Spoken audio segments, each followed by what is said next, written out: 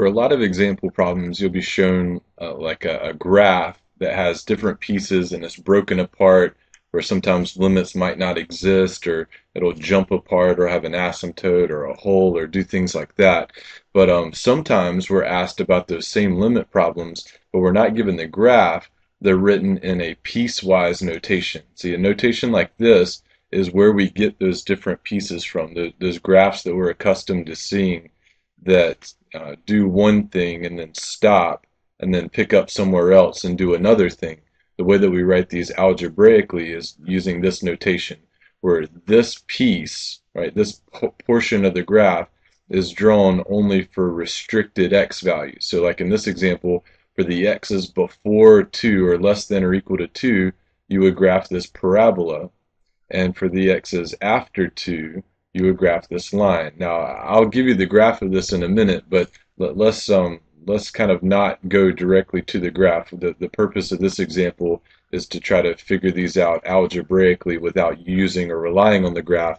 And then when we're done, we'll confirm our answers using a graph. But let's try to do this as best we can without a graph. So I've got a few limit problems here, and usually you'll be asked about the limit as x approaches these transition points, right? Because if x before 2 uses one piece and the x's after 2 use another piece, the big question would be what happens immediately at 2 at this transition place. So we should be familiar with this notation. Limit as x goes to 2 with the little minus sign. That means from the left-hand side. That means I'm looking at the x's before 2, from the left of 2, like 1 and 1.5 and 1.8. I think that would only depend on this first piece. Here's where the x's are less than 2. I don't think I care anything about the x's being greater than 2, which means this piece here will be irrelevant for this one-sided limit. So I look at the left-hand portion of the graph, or the left-hand portion of the function. 2x squared plus 1 is continuous. There's no breaks or jumps in that. And so if I want to know what happens as you approach 2 from the left, well, then I can simply just plug in 2.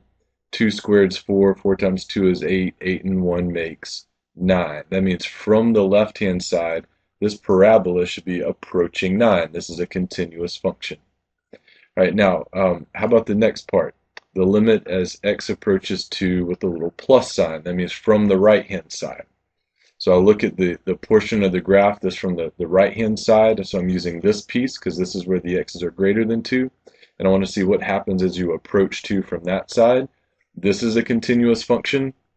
But if you're paying really close attention, some people have a question here. They look at this and say, well, Devin, I understood why we could plug in 2 for the left-hand side because this was or equals 2. Are we allowed to plug in 2 coming from the right-hand side, being that this is a strict inequality? Well, see, here's what happens. We are going to plug in 2. We are going to plug in 2, even though this is a strict inequality.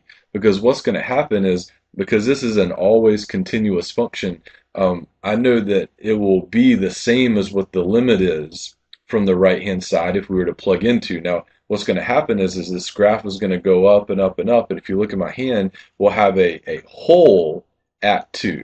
See, what will happen is it's going to go and go and go. And as we get closer and closer to 2, we're going to get its limit, but there's actually going to be a hole there. So the limit from the right will exist, but that won't be its y value at 2. So I hope that makes sense to you. So from the right-hand side, we'll plug in 2 into the second piece, the right-hand piece.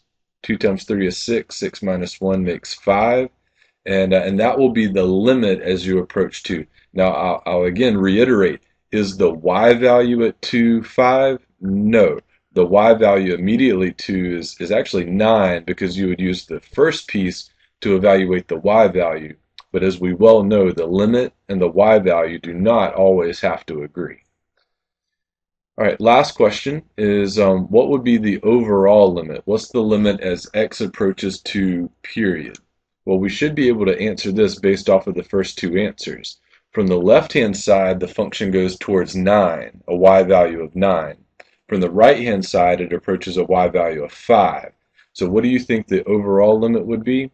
Hopefully you said does not exist, because the only way a limit can exist is if the two one-sided limits agree with one another. So for example, if the left side went to 12 and the right side went to 12, then the overall limit would be 12 because that's where the function approaches.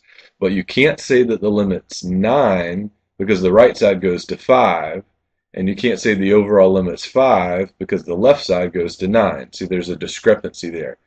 And you can't say that the limit's both of them either, right? There's only one limit. All right, now that we're done, I think we can pull back the curtain and reveal what the graph looks like. So before 2, so here's 2 right here. Before 2, there was that parabola, and sure enough, it did go to 9. And from the right of 2 was a linear function, and it did approach 5 from the right.